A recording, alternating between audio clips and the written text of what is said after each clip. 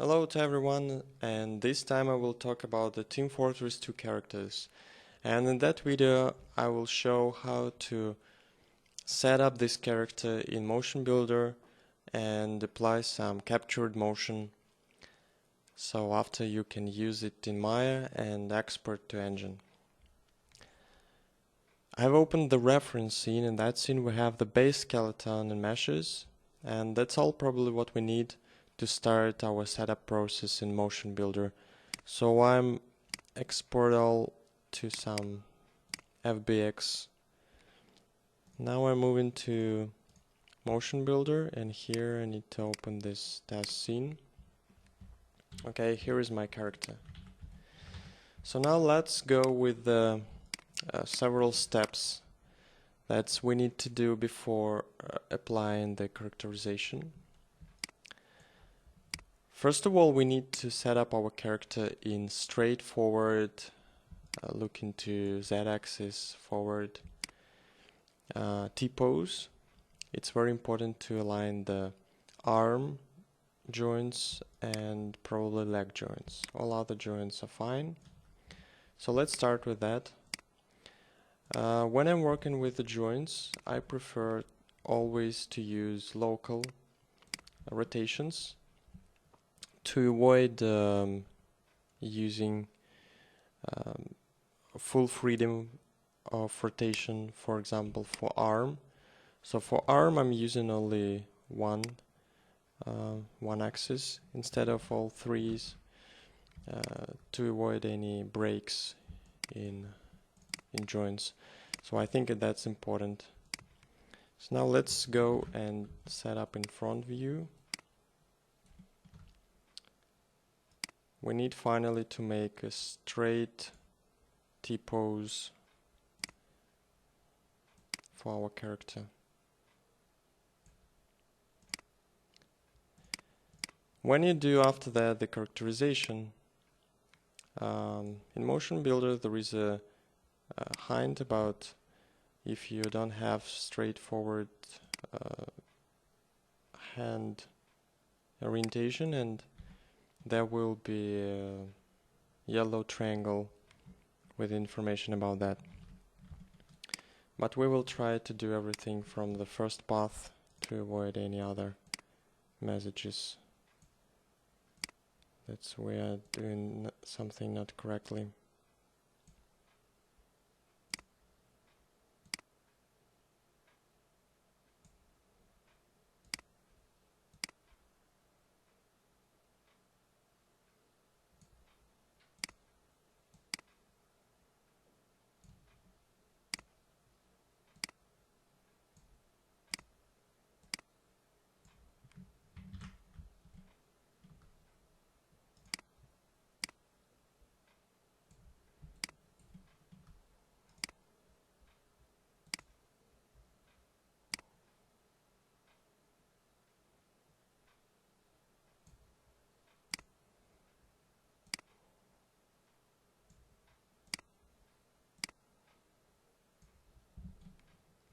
Right, that's very close. That's very close, I think. Just a bit here.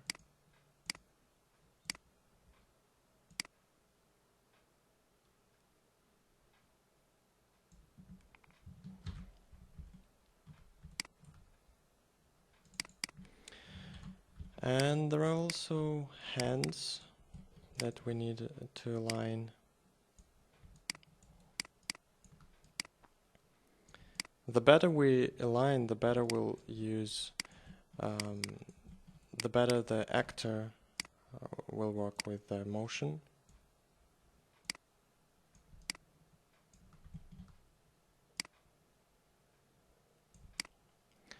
And when you are using the flexible MoCap retarget, the new feature of MotionBuilder, there is no need to do this kind of T-pose so precise.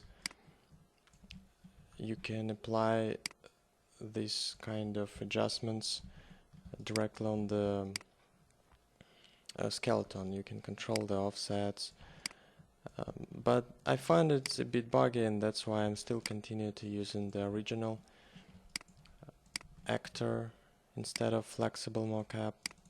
Maybe for new cameras like Vicon, when you have very good precision, it's nice to use the new feature of motion capture target, but it's not for uncleaned and dirty motions. Alright, so now I think that's all for hands. That's very straightforward. That's good. We have our legs that we need just to rotate a bit to have a feet looking always also forward, and this comes from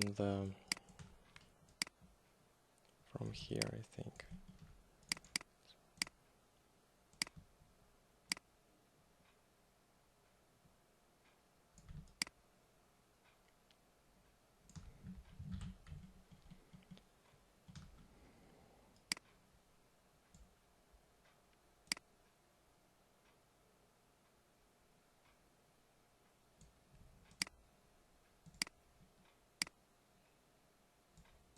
Alright, that's it.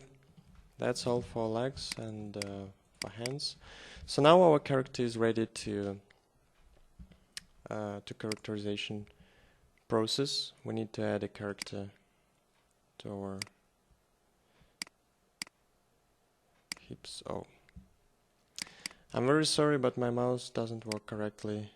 I have a problem with a glitchy click, left click. So it's not easy sometimes to do some drag and drop operation.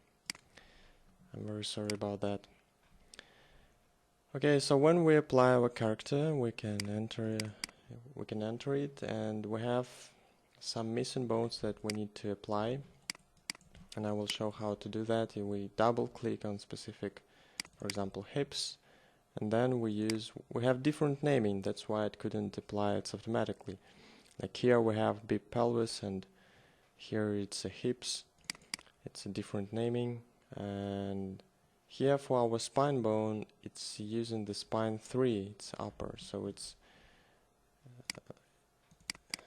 not correct. That's why we need to remove that and enter this one, so that it will be spine 0. Then we go to other one. We have spine 0, spine 1, spine 2, and spine 3. So let's assign all of them. This will be spine 1. This is spine 2. And the last one, spine 3. Right? Now the neck is fine. The head is also fine. So let's go with the legs. Left leg, it's applying in symmetry. Less work we need to do the characterization. And one more tip about the legs and feet. Like, we don't have all the fingers on our feet. That's why most of the time people apply the character definition into these ox left toe base and right toe base. But I prefer to use this setup for example, foot index. In that case, we will have additional option to do feet collision or toe collision. Oh, this one, floor contacts. If we set up the some of the toe bones, and in that case, it will be more precise collision of toe. So let's apply it left and bone. Alright, what the rest we have here need to set up. It's a left arm and forearm. Okay, the symmetry doesn't work. And one more tip about that between our two arm and forearm bones we have one help forearm. we can use it for kind of fixing the twist animation. And I think that we have two possible ways where to set up the roll joints. So it can be, for example, here. Right.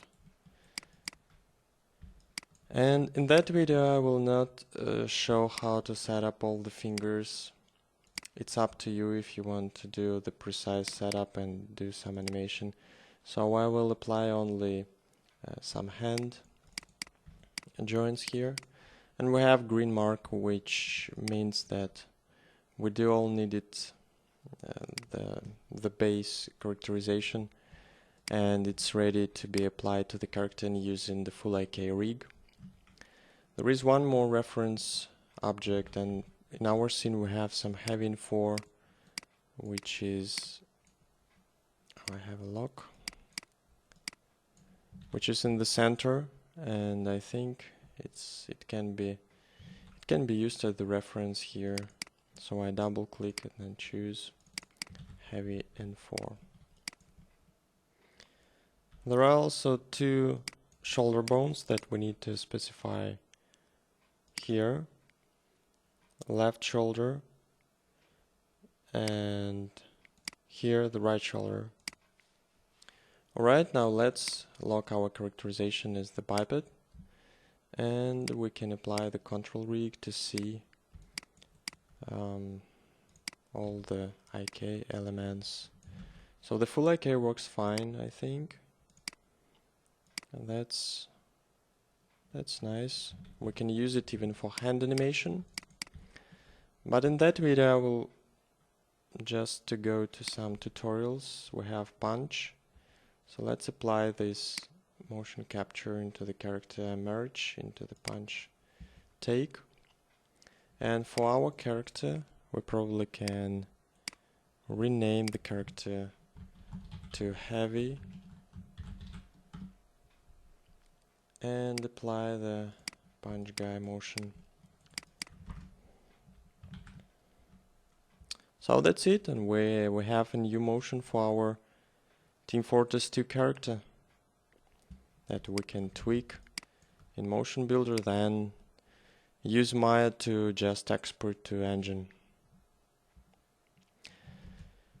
So I hope this video was useful and you will find it useful, I hope.